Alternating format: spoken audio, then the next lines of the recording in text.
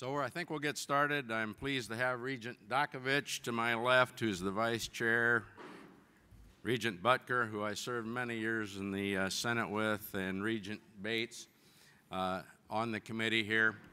The President is here today, so we all have to be real careful about what the President says here, so we'll be careful about that.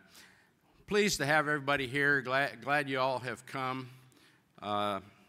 And I have some comments that, frankly, today I'm going to read. I'm going to pretend I was a former senator when staff gave me something to read, so I have short input here. Good morning and welcome to the first three Board of Regents Tuition Task Force public meetings. The Board is holding these meetings to facilitate public discussion, examining core issues and strategies central to the process of setting tuition at Iowa's public universities. All sessions are open to the public. Audio of each will also be live streamed and archived on the board's website. This is the first time in my 4 years on the board that we are taking a comprehensive look at our tuition model and structure. It is time to be proactive, not reactive, as we have been. Our children and families in Iowa deserve no less. As you will hear today, the legislature and governor have reduced support for Iowa's public universities' operating budgets by some $30 million from just the start of the last budget year. We have heard our university presidents present the stark reality that state funding is not adequately supplementing the lower tuition rates that our resident students deserve. We have heard from them that they cannot raise salaries even to the cost of living. We have heard that our universities are losing great researchers to their competitors, and our first-generation families cannot afford to send their children to our public universities. Student government leaders have told us for some time now that late, minute, and mid-year tuition increases are making it difficult for Iowa students and their families to prepare for the cost of higher education. In a recent newspaper editorial, the president of the student government at Iowa State University stated, and I quote, in part the following: "As a land grant, our mission is to be the most affordable and accessible to Iowa students. Students that will contribute significantly to our state's economy by becoming our local farmers, teachers, agronomists, engineers, veterinarians, and neighbors. We write today to ask all Iowans to think long and hard about what our priorities are as a state." And that's the end of the quote. I could not have said it better, and their comments represent similar comments we have received from student leadership at the other two universities. For the last 2 years, our board has adjusted fall tuition rates just months before the semester began. This is a poor way to do business, and it is unrealistic to expect three large universities to operate without annual revenue increases. It is time for the budgeting process to become proactive, not reactive. Each of our three universities are unique and should be treated as such. And that is exactly, friends and neighbors, why we're here today. We can do better. As a first-generation college student who attended all three of Iowa's public universities, I did so paying my way through each of the universities who provided a high-quality education. Our parents' generation, often referred to as the greatest generation for a reason, knew the importance of maintaining high-quality, affordable education for resident students in the great state of Iowa. The task force members look forward to hearing what students and families, faculty, staff, legislators, and our university presidents have to say about dealing with the funding problems we have today. I now recognize Dr. Rachel Boone from the Board of Regents staff for a fact-based information presentation. Doctor? Thank you, Regent McKibben. I want to just kick things off a little bit, set the stage. In some of our prior conversations about this, there have been requests for a little more national data, comparison data on how tuition issues are looked at across the U.S. So I want to do that. Dr. Takushian and June shared with us some of the general economics, so we're going to get a little bit more into some of the specific context on some of this now. I'll quickly restate some of the goals. That first one is the one that the Tuition Task Force actually set out at the outset of this process. And the other two goals that you see there are really about sort of the public compact, and really it gets to what you were talking about there, Regent McKibben, and how do we make sure we have the resources necessary to meet the needs of the public as well as our diverse student body. So the context, and we can't talk about the core strategies without looking at some of this context, and we know Regent enrollment has been growing. This is happening at both the undergraduate level as well as the graduate level. Across the board there over those several years. That's been pretty consistent. We also have been educating Iowans. Our undergraduates there, that's what you see represented, 60% are Iowa residents across the Regent system. Now, that does vary pretty widely based on which institution you're looking at. So the range is from about, say, 55, 57% to 87, 89, 80, right around there at UNI, as you know. So we are definitely educating Iowans at our institutions. And student success outcomes are the most important part of that. And as you see here, if we look at some of the national data on graduation rates for undergraduates, Iowa, as a state system, is the best in the nation. We have we are exceeding the national average by 20 points, which is fairly exceptional. And we're the only state here that really has shown that as a system we can excel at that level. Now we also want to, and again, these are 6-year graduation rates. I want to take a second and point out that these are measured, this is how we can get access to national comparative data. The majority of our students the majority of those who graduate are doing so in less than 6 years. So I want to assure you of that first. But when we talk about national comparison data, 6-year rates are what's available to us most readily. But I would also add, this is actually representing full-time and part-time students. So that extended time frame actually gives a little more time for some of those part-time students to reach their completion outcomes as well. One more way that we look at completion here, though, is students who started at one of our Regent institutions may have left. They may have found a program at a different university that was a better fit for their career goals. There may have been a family situation that made them need to transfer to another institution closer to home, a variety of reasons, but we can still track their completion outcomes. So when we add in the completion outcomes still within that 6-year time frame of all the students who started at our Regent institutions, Iowa maintains this top performing outcome in the nation and maintains that 20% gap, the 20 percentage point gap over the national average. This is pretty exceptional. And if we look just at the full-time students, a full 92% of them are completing a degree somewhere. They're starting with us. We are part of their educational journey, and they're still completing. So by these completion measures, the Iowa public system is doing a pretty good job. One last look at student completion outcomes is time to degree. As I mentioned earlier, most students are completing in less than the 6 years. And you can see here over this time frame when these cohorts started, we've brought that down. And this has been a combined effort, both on the institution side as well as the students, of course, who have great economic incentives to not pay tuition for any longer than they need to. But the institutions have also worked hard at aligning their academic programs and their course offerings in a way that allows students to get through as quickly as makes sense from an educational standpoint. So these are all really positive signs about student success outcomes at our institutions. So if we look at these nation-leading student outcomes, we want to look at them also in the context of the funding model that supports them. Nationally, the standard, of course, is partially for public universities is partially through appropriations and state support, and partially through net tuition revenue that's generated.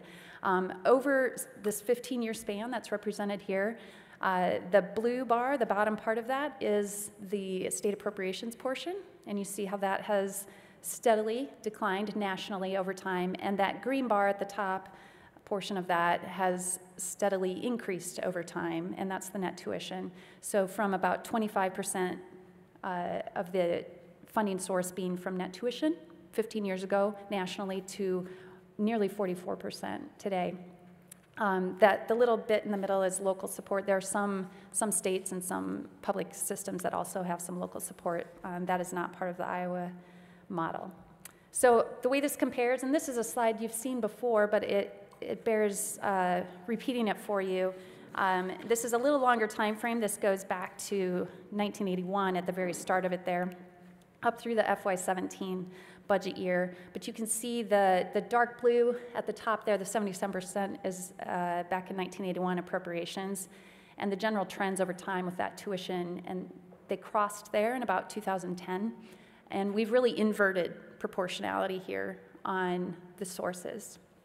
So the pace of that national transition has been much faster in Iowa. Another aspect that we want to talk about, and that we're really here to talk about, is tuition. So I know you've seen the peer comparisons. The institutions have all been very helpful in helping us look at who are their peers and what are their resident comparisons, non-resident comparisons. This is another way, again, this is pulling it at a system level, so treating the public universities in each state as a system. And there's a lot going on here, so I'll walk you through it a little bit. There's a green arrow that's pointing where Iowa resides in this. And the states are arrayed here. The bottom part of the blue part on the bottom is the resident tuition rate. And so they're arrayed from the lowest, Wyoming there over on the left, to the highest, New Hampshire on the far right. Iowa's in the bottom third here in terms of resident tuition rates. So we are the bottom third in terms of the level of resident tuition rates. The states we compare with that are nearest us there, Arkansas, Georgia, South Dakota, Missouri, those are our peers in terms of, again, at a state system level, resident tuition rates. The gold on the top, that's stacked on top, is the premium, the addition that non-residents pay. So if you add the blue and the gold together, that would be the non-resident tuition rate. This shifts things a little bit. Iowa pops up a little higher. So if we keep in mind where we land sort of total as well as that proportionality between resident and non-resident, our peers are still Georgia, Tennessee, North Carolina, they're a little bit more like us. So in all of these, we compare somewhat with southern states primarily. The top half of that's where most of the Midwestern states actually reside. So it's an interesting way to look at comparing tuition rates. One more look at that then. This one is showing us how the percentage increase over 5 years. So Iowa, again, there's a green arrow pointing to that small blue bar that represents the percent increase over 5 years in resident tuition and fees. Iowa's increase, you can see proportionally, is quite small. And in this instance, and there's a much wider variance here. You see Louisiana up there with a 59% increase. They've had some pretty severe state appropriations cuts, basically eliminated state funding there. And Washington had some really nice state appropriations increases. They actually decreased their tuition 8% there. But our peers here, in terms of the percent increase in tuition over 5 years, are Indiana, Ohio, Minnesota, more Midwestern, Wisconsin, I believe. These are Midwestern states that we do compare ourselves with in a number of ways. However, as you remember from the prior slide, they're all already on the top half in terms of the tuition they're charging. So when Iowa makes a 3% increase and Wisconsin makes a 3% increase, the net outcome of that is quite different for the two in terms of dollars, because they're starting with a higher base. And we'd be remiss not to continue talking about institutional financial aid for our undergraduates. This has been a high priority for our institutions. It's been a high priority for the regents to have this conversation, and our student government leaders have been really effective in continuing to, and our presidents have been effective in continuing to insert this into the conversation. Again, this is information you've seen before, but it shows the steady increase. So although we have had some enrollment growth, that does account for some of this, and we've had some tuition increases that account for some of this, there's, over the same 5-year period that I showed you from the last slide in terms of that very small tuition increase, we've increased financial aid as a system 45%. So this is really important to take note of, that the commitment from the institutions to supporting students with need has been much greater than the additional tuition dollars that they've sought in the process. Unfortunately, the state support for need-based financial aid to students has been much smaller, at about $3 million in the year that's represented here. All in all, what this really equates to is regent universities are educating 31% of Iowa undergraduate students, and those students are receiving 6% of the need-based aid that the state awards. So it's a pretty big discrepancy in that. And in fact, we have seen some small declines over time in terms of the percent of need-based aid that is going to our public university students. The final thing I will note on this slide is in the bottom corner there, you see the state rank. Iowa is #1 here, but not in a way that maybe is a bragging point so much. It's the lowest percent of need-based aids given to students at public colleges. So we are the lowest in the nation in terms of the amount of need-based aid awarded to public university students. And of course, another way that students pay for their education is through loans. It is very important to note and to emphasize that about 1/3 of our students who graduate do so with $0 in debt. So 1/3 of our students leave with no debt. However, for the 2/3 that do leave with some debt, the institutions have worked very hard over the past several years to bring that amount down. Decreasing the amount of debt while tuition has been increasing has been a really high priority for all of the institutions, and they've been fairly effective at it. The variance here, even from the beginning to the end, is primarily downwards, and it's a few dollars up and down here and there. This has been a very concerted effort by the institutions, and it's something we need to continue to watch. We certainly don't want debt to become a major problem through this process, but the institutions have done a really good job of inserting various student interventions to help educate them and counsel them on the proper way to use loans. And finally, as you all know, I want to restate that the Regents have been strong supporters of financial literacy with students. So along the lines of this debt and loan education work, financial literacy training writ large, and this is going to scale. This in the coming academic year, all new students coming to our undergraduates coming to our Regent institutions are going to be receiving this mandatory financial literacy training. This is an important building block in what we're doing here because we know that students, when they hit financial struggles of any sort, it can lead to them struggling in classes and it can lead to them ultimately dropping out. So supporting their, not only from a debt reduction standpoint, but from an academic and student success standpoint, this is important that we keep working on this. So addressing affordability, addressing access to education, and our tuition setting strategies holistically, as we're doing right now, really requires that we have building blocks like this in place. Having the financial literacy training, having the student loan counseling, having all of these institutional financial aid strategies that are supporting both need and merit-based approaches to financial aid. These are part of the building blocks that really are going to allow us to have a really fruitful conversation on tuition setting strategies here. So I'll just close by restating our priorities here. The Regents have continued to be extremely committed to supporting high quality teaching and learning and research at our institutions, and it has resulted, just to remind you of those student success outcomes, it has resulted in exceptional student success outcomes at our institutions so far.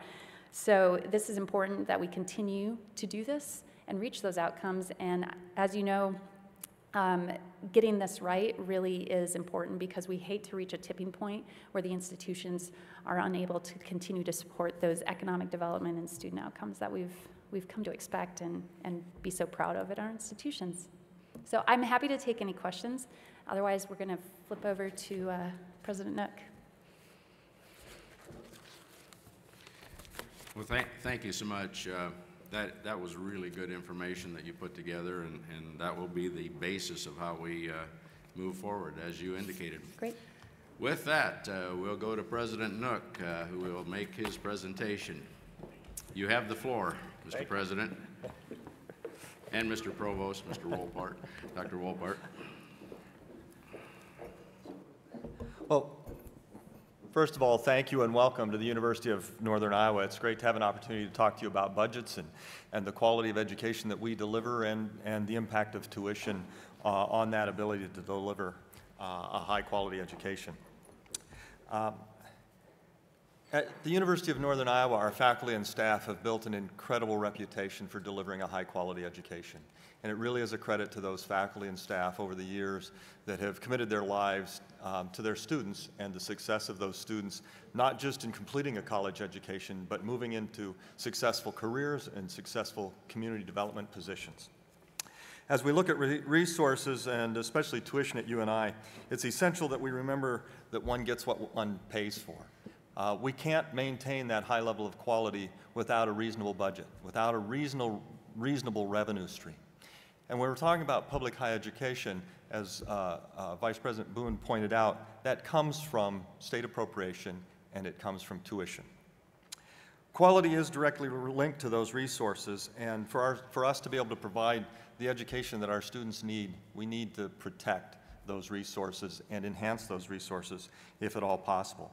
As we go through the presentation today, we're going to talk first about our quality and then put together a budget model that looks at how our tuition and our state appropriation are linked. Oh, that's not the right one. There we go. So today we'll hit on 4 basic topics. First of all, we'll talk about the objectives and principles that we have in putting together a budget. We'll quantify what quality means. We've talked a lot about the high quality here, but I think it's important that you understand what we mean by quality and how we, as an institution, do quantify quality. We'll take a look at the recent history of the expenses at the university and the various revenues that build into those expenses, and then finally project out for the next 5 years a revenue and tuition model that we can talk then about state appropriations and the tuition. So to begin with, we've got some strategic objectives at the university, and these come from our strategic plan. First of all, we are a student success-centered institution. We focus on recruiting a talented freshman class and then being able to put in front of them the resources in terms of faculty and staff, but also the things in the classroom so that they can be successful and get the education that they need. Under student success, we're working with diversity and inclusion to make sure that our students understand how to work in a very diverse population, that our world is becoming more and more diverse and our state is becoming more and more diverse. Campus vitality is also a focus. And here we're talking about more than just a pretty campus. We're talking about making sure that we have vitality in the classroom through the faculty and staff that we hire, that we have vitality across the curriculum and in the non-curricular issues as well. Finally, community engagement. We know that our students, when they leave, are going to be working for others and need to be able to apply that knowledge that they've learned in the classroom right away. And we can do that best by engaging the university with our community. That builds into this intentional focus on applied learning, that students take the knowledge they learn in the classroom and have opportunities while they're still students to get engaged in professional work, whether that's undergraduate research for our science and social science students, or whether it's internships in business and communication studies, or whether it's practical work in theater and the other arts. It's really important that our students are ready to go to work and take those jobs on the minute they leave here. They understand how what they've learned in the classroom is applicable in the real life business world. We also, as we look forward, always want to continue to enhance the quality of the education that we deliver, always looking to improve it and make it better, make sure that the students and the people of Iowa have the education that they deserve. Looking at some principles around revenue. As we've built out the model, one of the things that we have done is to hold the fiscal year expenses to inflation-adjusted 2008 levels. This will require, on our part, finding some additional efficiencies. Oftentimes, higher education increases at a rate much, much faster than the Consumer Price Index, which is what we've used here in this model to build forward. But we believe we can return to the 2008 level as long as those levels are adjusted for inflation, and we'll look at that in a little bit. We also want to establish the revenues so that tuition increases can be reasonable and predictable for families, and I think we'll end up in a discussion about what reasonable and predictable means as we move through this presentation. And a reminder, revenue impacts quality. We can't continue to deliver a high-quality product in education without the revenue to support faculty and staff, to support the equipment that we need in the classrooms, and to be able to have the classrooms that really do induce a high-quality education. So what do we mean by high-quality education? Well, first of all, UNI emphasizes accessibility. We accept 83% of the students that apply to UNI. That's a fairly high rate compared to our peers. It means we're more of an open access institution, but our students outperform expectations. When you know the average ACT score and the average class rank of your student body as they come in, you can predict what their retention rates and six-year graduation rates ought to be. We continually outperform that expectation by 8 to 9 percentage points. Our expected six-year graduation rate is 60%. We're at 68%. Our retention rate ought to be about 8 to 9 points lower than it is by expectation. So we're outperforming at every level. You can see these in several measures, and we'll talk about those in a little bit, that are done nationally by U.S. News and World Report, Washington Monthly, and things of that sort. In addition, though, our UNI graduates are also above peer and competitors in median salary measures 10 years after entry. There's data available for how students are doing 10 years after they've graduated. In terms of our median salary 10 years after graduation is $41,700. When you consider the large number of teachers we have in that group and no engineers in that group, that's an incredible point.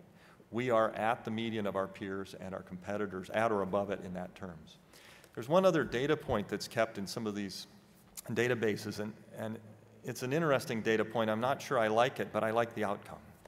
So the way it's defined is the percentage of your students 10 years after they graduate who are making at more than $25,000. That's a pitifully small number, but it's the one they've chosen. Amongst, whether it's our competitors or our peers, we rank second. We have the second highest percentage of students above $25,000, and we're at 83%. There are institutions where that number is below 60%.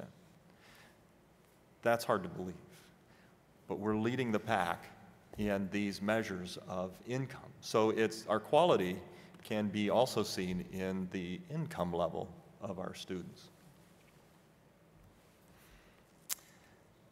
Several of the national organizations have rated us a top value, and this is really them taking an opportunity to look at the return on the investment that students make. We're third among all institutions in Money Magazine's best colleges. We also are in the top 100 of all universities in Washington Monthly's College Guide, and we're 38th in their list of master's universities when it comes to best bang for the buck. And so it's really looking at some of these financial measures relative to what you have to pay in tuition. One of the other important points, and it was borne out in Ms. Boone's presentation, that our median debt at graduation is more than $1,000 below our peers. Now that isn't Iowa and Iowa State, it's the peer institutions that the regents have selected that are like us. But we're running more than $1,000 below that, and we're more like $1,300 or $1,400 below institutions that are similar to us in the Midwest region. Okay. As everyone knows, we really are an institution that educates Iowans for Iowa. 88% of our student body are Iowa residents. It puts some special pressure on our budget in that we don't have the same resources coming in from out-of-state students who pay the full freight of going to school. We do have to have support from the state to support those Iowa residents. 90% of those Iowa residents that come to UNI return to Iowa for their first job and stay in the state. 90%. So, as I've often said, we are the institution that educates Iowans for Iowa. They return to the Iowa workforce. As we've built our budgets, we've had to make some assumptions about going forward. And the first of these we've already talked about, and that is to drive our fiscal year expenses to inflation-adjusted 2008 levels by 2022. We've also looked at some enrollment growth, and that is to grow our enrollment to about 12,350 by academic year 2022, and that'll put us pretty close to the same enrollment that we had in 2008. That's an increase of about 450 students over the current year. It's a reasonable growth rate for us. As we look at that growth rate, we will have to add some faculty and staff, and so we've included increases in the number of faculty and staff that we have sufficient to cover those. We have some additional expenses in maintenance. These are currently, we've put them in the budget at CPI, the Consumer Price Index, but our costs are, that's really pretty low for most higher education institutions, but it's a way for us to think about efficiencies and to keep this budget at a reasonable level. Our healthcare costs we have included, and it's estimated on recent past increases. These are significantly higher than CPI. So our healthcare costs are continuing to grow faster than the rate of inflation. We've also included some increases in student financial aid. As you saw in the chart, Iowa and Iowa State have increased their student financial aid that they've made available by almost a factor of 3, while ours has gone up by less than 50%. We've got some room to grow there. We need to do better on our financial aid awards, and especially that's available from the university. We've included some increases in salary, again for all employees, but only at the cost of the Consumer Price Index, so 1.75% per year. We have not included anything for emergency contingencies in the areas of IT or classroom updates or utilities. We'll keep those at the levels we've had them at. So overall, it's a very conservative budget that we're trying to build, and then we'll look at what happens with tuition as we look at different state appropriation scenarios. Look at in this particular chart, the dark blue bars are actual fiscal year budgets, expenses. We've got them from 2008 to 2017. There's nothing magic about 2008. It's simply 10 years ago. It lets us look at a 10-year budget picture. We also then look forward at proposed or modeled budgets in 18 through 22, hence they appear in the lighter shade. The dashed line at the top that's supposed to be green is the Consumer Price Index. So if you take fiscal year 8 and simply add and increase it at the rate of inflation as measured by the Consumer Price Index, you get the green line. And what you see is that we have kept our budget, our expenses, under the Consumer Price Index for the past 10 years. That's a remarkable statement. Higher education costs at UNI have run at a rate below the Consumer Price Index for the past 10 years. Most people think, and we always hear about the cost of higher education rising faster than anything else out there. When you look at the real cost, the total cost to deliver education, at UNI it's below the Consumer Price Index. Cost to students, that's not true. Tuition has grown faster than that. But our cost to actually deliver that education is below the Consumer Price Index, slower than the rate of inflation. Our budget is composed of really 2 major pieces. One of those is our state appropriation, which you see here. The dark blue line at the top, or black line for those looking at the screen up there, is really just our total budget and projected budget. The dashed line, again, is the Consumer Price Index. The yellow bars at the bottom here are our state appropriation, and you can see that we took an extremely large reduction in fiscal year 10, and we saw reductions after that through 12.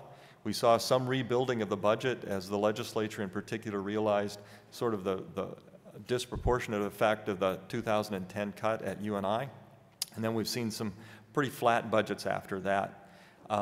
The yellow hashed going on FY 18 through 22.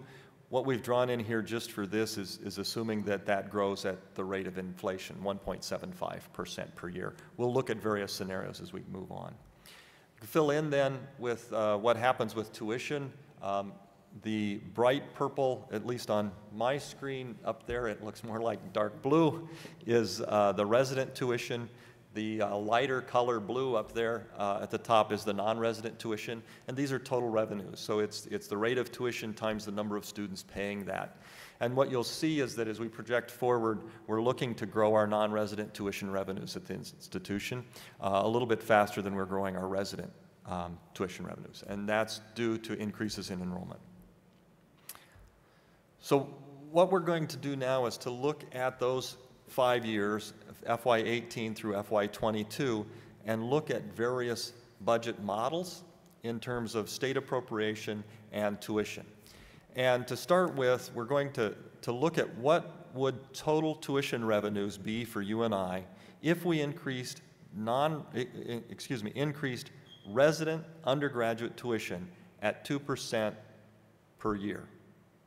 Okay? Each student, resident undergraduate, increased 2% per year.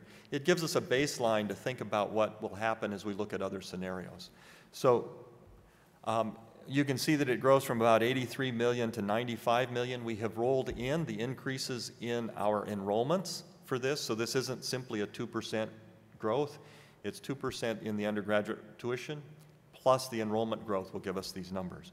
We're going to keep this blue line that I've put through here on here as we look at various state appropriation scenarios. So this is our baseline for what a 2% tuition increase would look like for undergraduate resident tuition.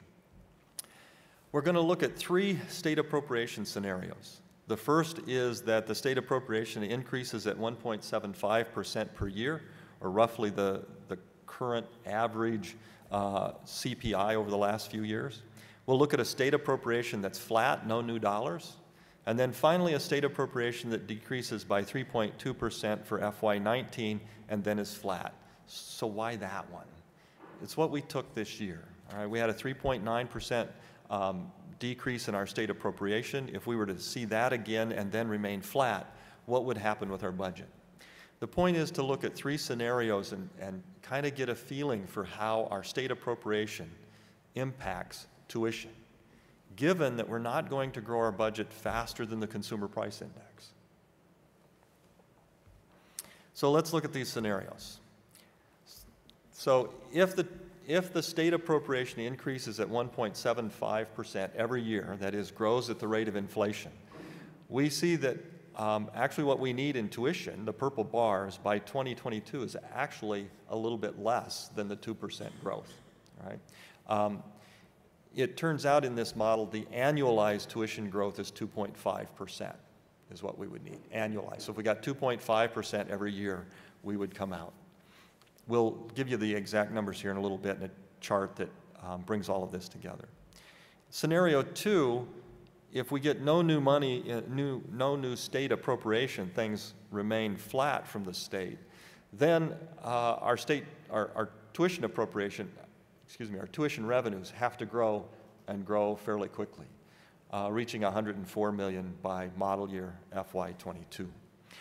And under scenario 3, where we see a 3.2% reduction for FY19 and then everything flat, things get out of hand pretty quickly with the need for tuition revenues. To bring this together then and look at what we would need, if our state appropriation increases at the inflation rate, we would see in FY19, we'd have a need of a 3.9% tuition increase followed by 2.7, 1.75, and 1.75. The state appropriation that has the decrease of 3.2% and then flat, we'd be looking at nearly a 12% increase in tuition next year, followed by almost 5, 3.5, and 2.9.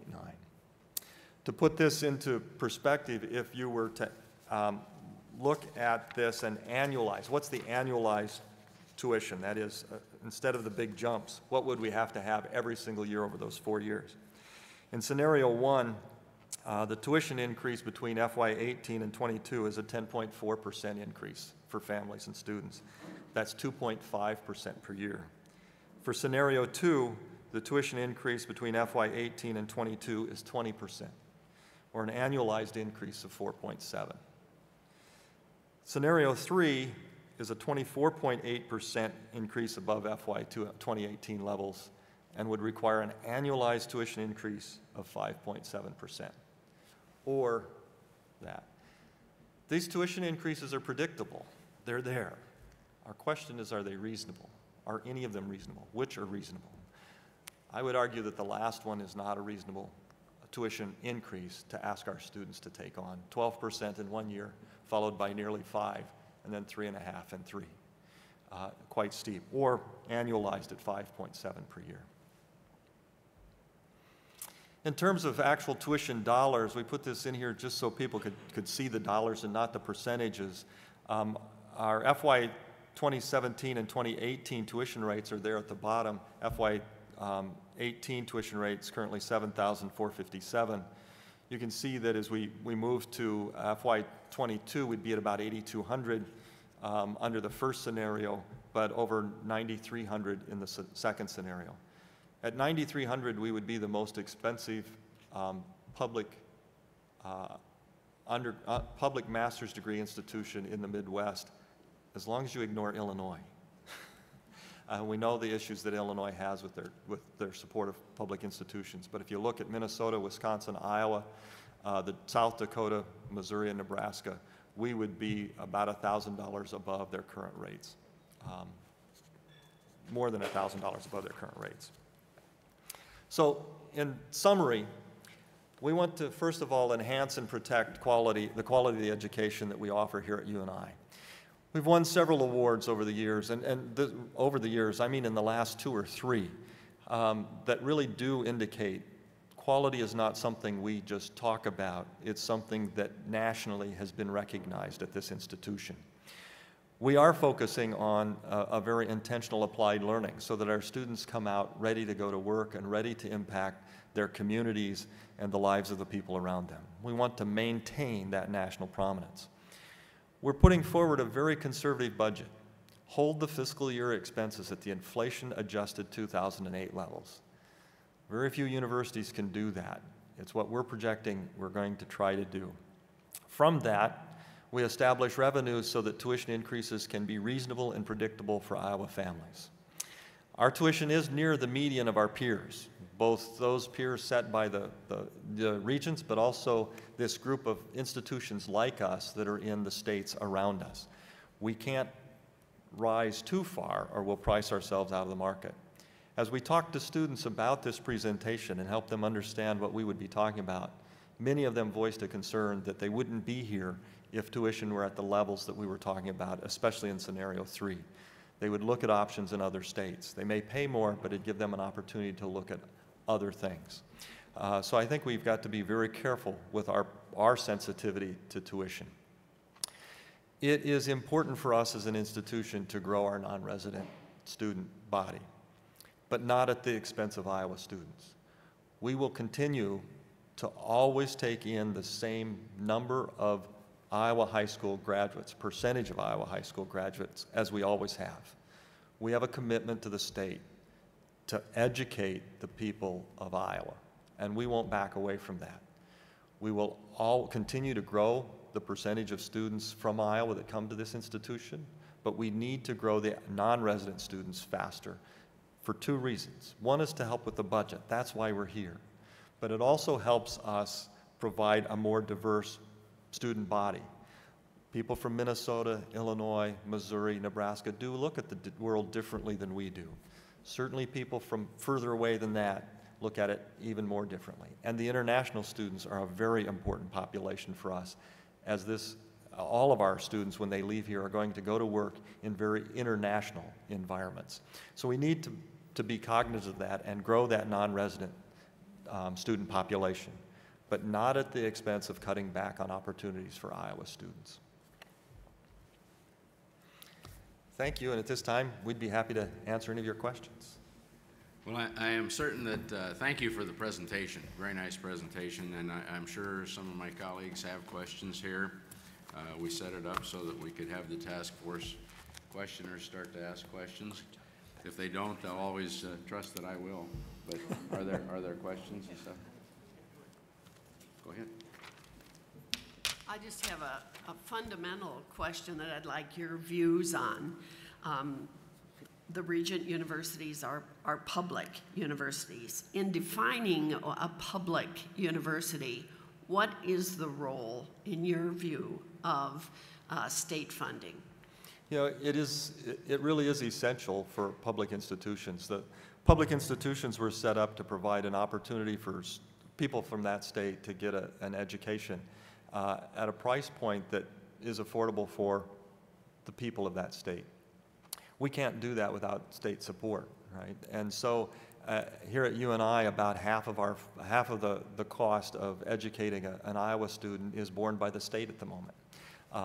That seems reasonable. It helps us keep our tuition down to that $7,000, $7,500 level. Without that state support, we'd be asking students to pay something in the neighborhood of $14,000 to $15,000 per year just for tuition, not including room and board. We now would look very much like one of the private institutions, and we'd have to be looking at ways to come up with financial aid so that all of the students of Iowa have access to education. I think that's the real point. Public education is set up so that all the students in the state of Iowa, in our case, have a reasonable shot at affording a college education. Hi, I do have a question. In looking at tuition, there's a lot of scenarios out there that we've heard about, and one of them that I have heard about is freezing tuition for a freshman for 4 years. Mm-hmm. Is that anything that all of you have looked at or considered? It's something that we have talked about. One of the issues that comes up with that is simply the management of that. So let's say that we freeze in the fall 2017 students at one level, and then next year we have another level, and next year we have another level. So who manages that process, right? That's going to create a great deal of burden in our business office and in financial affairs, financial aid. We have different costs for each student coming to campus. And then there gets to be the question amongst the students, so you're paying what and I'm paying what? And they're not the same. And so there's a great deal of confusion that comes, unless you're going to say for the next 4 years, everybody pays this rate. And then 4 years later, everybody's going to pay this rate. But that's not a guarantee to the families coming in that for the next 4 years, their tuition is set. Okay. I guess along that line also, though, but doesn't the freshman student body, I would think, would cost a different level to take care of a sophomore level? Is there a breakdown of costs between educating? You can get to those, but they're very difficult to come up with, and they vary a lot from department by department, major to major, right? Okay. So it is very difficult to do that sort of thing. At the moment, you know, higher ed is really set up, at least we are set up, most institutions are set up so that there is one tuition rate. And while it costs a little bit more to deliver, say, a physics class in their senior year than it does a freshman sociology class, overall, those will balance out for the most part. But it is one of the reasons that many of the institutions have some differential tuition. We charge our business students a little bit different tuition than we do the rest of the students because we have to have the faculty cost us more in that particular department. They'll pay that then once they declare their major. Okay, thank you. Yep, good thank information.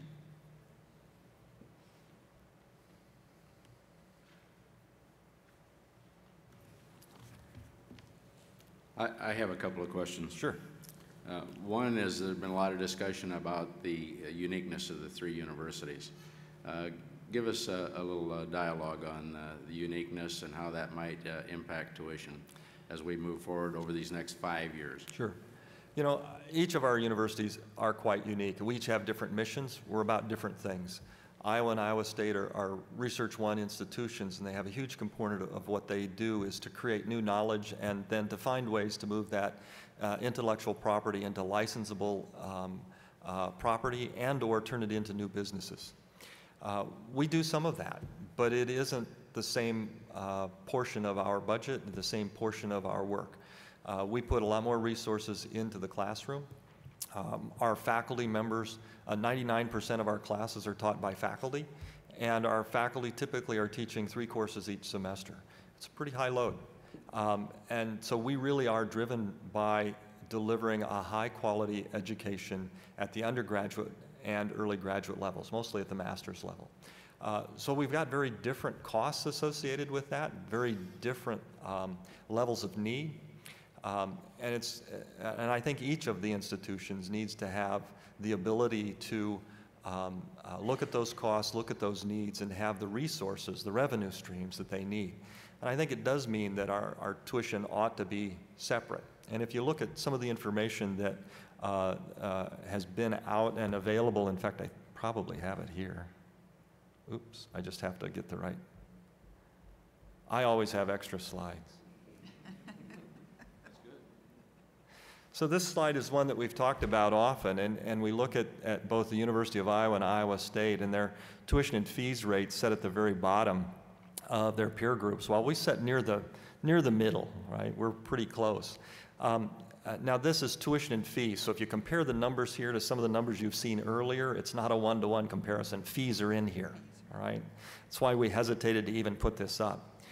But if Iowa and Iowa State were to move to, their peer medians, $12,000, we would become one of the most expensive schools in our class and be priced completely out of the market for the students that are choosing a comprehensive university.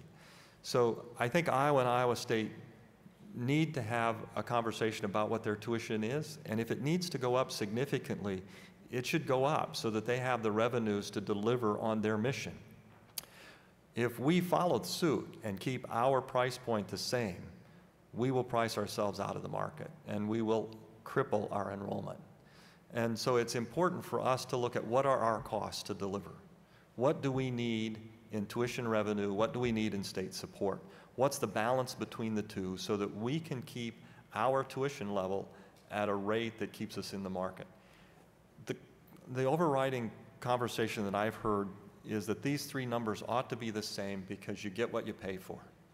And it's simply not true when the price is subsidized and the cost is subsidized by the state. And so quality isn't tied to tuition level. It's tied to total revenue. And you're only looking at a piece of it when you look at the tuition. And we each have different costs associated with delivering that. So it makes sense that we might end up with different tuition levels and different levels of state support because we have different missions and we are subsidizing the actual cost to deliver that education. Thank you. I'm having attended all three universities and knowing the differentials in them. That is one of the questions that came up for me as I was preparing to visit there. I have one other one. You were in the assumptions and the need-based area when you were on that sheet. I can't remember which sheet it was. Yes. Can you walk through your math and give us a little more detail of how you came up with your needs over the 5 years, and maybe we spend just a little more time talking about that. Yeah, let's look at, I'll go back to the what are the outcomes you expect when we meet those needs, when and if we meet those needs? We'll go back to the assumptions page so everybody can see it. There was an assumptions page, if I remember. Yep. There it is. There it is. Thank you. So one of the assumptions we ought to take a look at, and it's the one that does make me nervous, is this first one. And that's to hold our fiscal year expenses to inflation-adjusted 2008 levels. And when we say inflation-adjusted, we used CPI, the Consumer Price Index. That's low for higher education in general. But we realize that if we're going to work to try to keep the tuition levels down for students, we need to work to keep our costs down. This is going to be a pretty big lift for any institution. We think, though, that with some of the efficiencies as the institutions work together on things like our CRM, other purchasing agreements, we have some opportunity to continue to find some of those efficiencies. We were very successful at this institution with the tier process, finding about $750,000. We need to continue to do that. All institutions need to continue to do that. What we really did with this presentation and pulling this together is to say, if we are very conservative in how our expenses grow, and we get certain levels of help or lack thereof from the state, what do we have to do with tuition? Should our expenses grow faster than this? Yes. We're willing to try to hit that, right, and see what happens. In doing so, we were able to then make the rest of the assumptions that are here. grow the enrollment by about 450 students, make sure we increase the number of faculty and staff to cover those increases, add some additional expenses for maintenance because we've let some of our deferred maintenance grow on us, and we need to get back on taking care of that.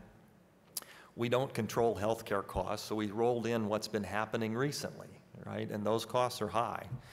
We need to get more dollars into financial aid. We aren't putting as much in there as we really ought to be very competitive. Salary increases at 1.75, again, moving at the Consumer Price Index. That won't move our salaries up relative to peers. It will hold us near peer medians. And then, again, we haven't included anything for these emergency contingencies. This is a bare bones budget that we believe we can maintain the quality of our educational output because we keep about the same student to faculty ratio and allow that interaction between faculty and students to continue to operate as it is at the moment. So if you, down toward the bottom, your salary increases in your metric that you use to compute this, CPI at 1.75, and let us assume that inflation does begin to come back as we see it starting to do so of the economy growing. How far out, I'm going to ask you a question, how far out can we really take this, or do we have to be prepared as a board and a state to meet the salary needs? If we don't meet the needs, we know what happens. You have, I assume you have peers that take a good look at the great salary staff that we have here. People are always looking at our faculty and staff because we have excellent faculty and staff dedicated to their students and the success of those students. So people are always looking, and we lose a few every year. We do have a reasonably competitive compensation package at the moment. We're near peer medians with our salaries and with our benefits, and it has helped us acquire that faculty and staff, but we have to maintain those compensation packages. What we have done is, no one knows what the economy is going to do, right? But we're asked to look 5 years into the future, and so you have to make some estimates. And so we said, well, what's happened for the last 5? Let's just project that out for the next 5. So if inflation raises its head above our current CPI, you need to let me do this math again. It will change. It will change. We won't be able to keep up. We do need to stay competitive with our salaries and with our benefits. I have a quick question for you. Sure.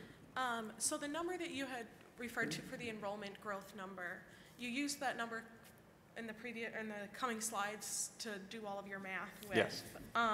So can you tell me a little bit about how you came up with this number in the first place, and then what plan is in place to then reach this number by the year 2022? Yeah, this number was brought to us really by our enrollment management director, Matt Kruger, and he believes this is a reasonable number. It is a mix of Iowa students and non-resident students, both. As we look at what happens with the Iowa high school graduation numbers, they're going to grow slowly over the next few years, and they peak around 2024. So that's after this, but there is some really slow growth between now and then. So if we hold our market share, we should go up, but we are looking at both marketing and admissions activities to increase both the number of Iowa students, but especially the non-resident students, and especially those from the states nearest us, Minnesota, Wisconsin, Illinois, Missouri, Nebraska, the Dakotas to some extent, but the population's pretty small there. Yeah. Yeah.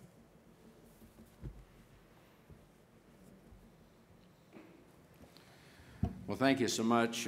We are right on the 11:30 timeline. Our staff always creates good timelines for us, so we really appreciate your presentation, and if everyone saw the schedule here, we were going to take a 30-minute break. At noon to 1, we will start the listening session in which everyone can be at the mic there, and we'll have Q&A at that point in time. So with this, we will call time out for 30 minutes. Thank you.